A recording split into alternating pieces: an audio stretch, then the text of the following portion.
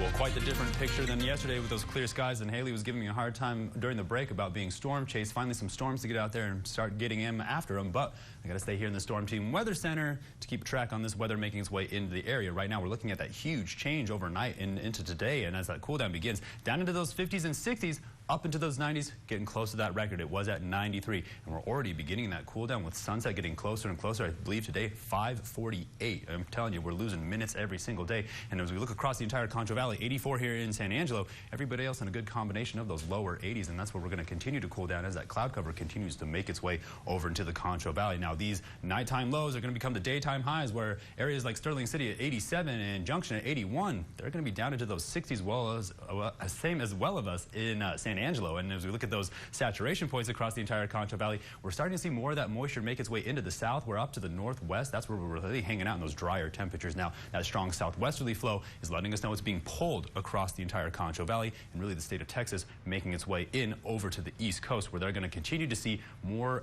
severe weather as a result of this front making its way through the region. Right now, we're seeing that warmer air being pulled up to the east and that colder air making its way down to the south. Now, they're seeing a lot of snow associated with this storm, and as it starts to make its way off to the east, some of those areas can see up to 6 inches of snow. Right now, we're going to continue to see this southwesterly flow associated with this long wave trough. Now, that southwesterly flow is going to quickly turn to the northwest as we start to see those post-frontal conditions. That's what's going to drop us about 30 degrees down into those 60s. Then we're going to see things kind of level off in that stationary boundary. A lot of this moisture, as far as that cloud cover is concerned, really going to be dealing with that high pressure right over the Gulf. Now, that cold wind making its way down from the Rocky Mountains, that's going to reach into the lower areas of Texas. That's what's going to create this dry, cold, wet boundary between the two. You're going to see that cold air try to come back like we saw a couple weeks ago, but not nearly as intense. That high pressure not nearly as strong as it was last time. In fact, to the south, we're going to see a lot of these interactions between this high pressure and this high pressure to continue to pull that moisture up across the entire Concho Valley and well across the entire Gulf.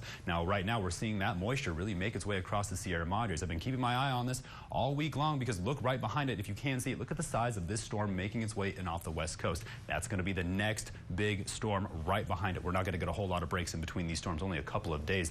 Now, as this cloud cover continues to make its way into our area, we've already started to see a few spotty showers to the south, and we're going to continue to see them on and off until tonight, or at least tomorrow morning. That's when things are going to get pretty intense. Right now, we're tracking a lot of these storms and their development, but a lot of dense cloud cover, only a few spotty light rain showers across the entire region, but that's quickly going to change as we start to make our way towards those colder temperatures overnight, where we're going to see the storm finally make its way into our area. Then, by about Thursday morning, it's going to be here, and it's going to stay with us all day long. Look at this fire hose of moisture really making its way until Thursday. Now, by Friday, we start to calm down, a few on and off showers, but still some cloud cover. We start to make our way towards Veterans Day. Now, we're in those colder temperatures, so tonight, we're dropping down into those mid-50s. Believe it or not, that's how cold it is going to be. Then tomorrow, only up a couple degrees into those 50s. Now, it's going to be pretty windy, pretty stormy, so let's be safe out there because it's also going to be cold. So let's remember, good coats.